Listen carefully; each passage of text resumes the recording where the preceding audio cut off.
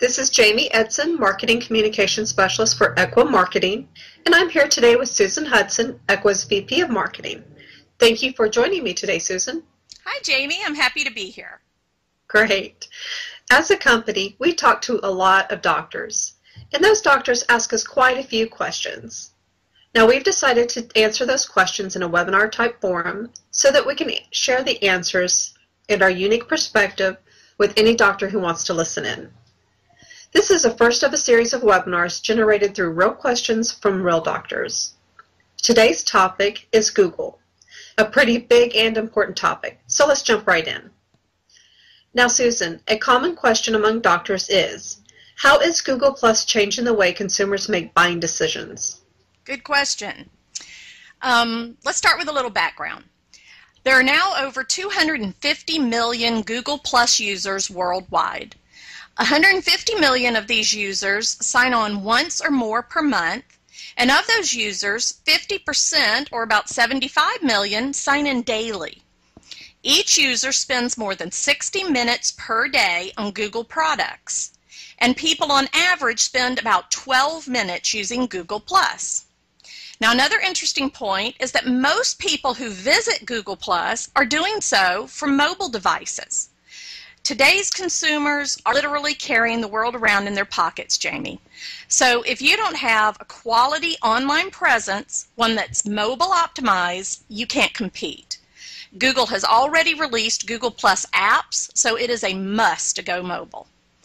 Also, keep in mind that Google is smart. They think long term. Their usage numbers will grow tremendously in the future because they now require a Plus account for every Gmail user. So anyone who uses any Google product, Drive, Calendar, Gmail, will have a Google Plus account and be an avid audience for your business. Great.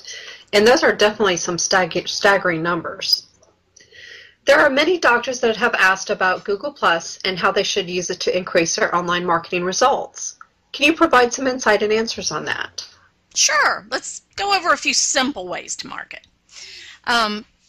First, you can use your About page to target specific keywords and links to the most important and useful pages on your website. You can also create an at-a-glance list of your products and services.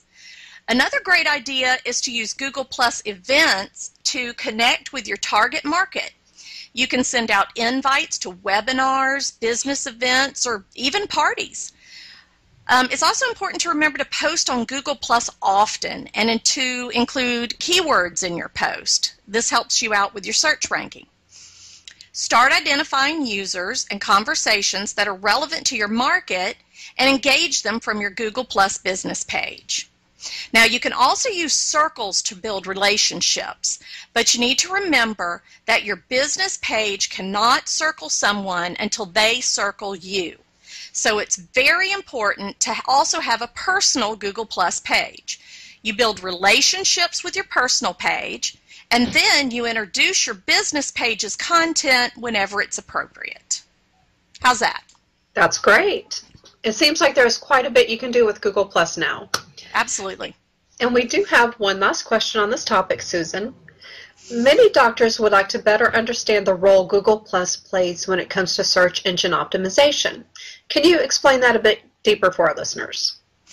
Yes, and as a matter of fact, this is some of the most interesting parts about Google Plus. It's actually already making its presence known in search results right now. So it's really important to use it to increase your search placement. First off, get more Google Plus followers. When Google Plus followers are logged in, you actually rank higher in their search results. Many people don't know this. You can do this by leveraging what you already have. Share your Google Plus account on your other social media. Include a Google Plus profile link on your website. You could even use Google Plus widgets or badges that are available. Add a link to your Google Plus to other profile sites if they allow it. And of course, add it to your email signature. Every time you send them email, you have a potential person there that, may give you a +1 or start following you on Google Plus. Next, you really should make the most of the Google authorship option by claiming content that you wrote. When Google Plus users are logged in, they are given the option to add you to their circles right from search results. So claiming authorship is really important. Directly connect to your Google Plus page from your website and from your website to your Google Plus page. Another thing you want to do is to use the Google Plus One button.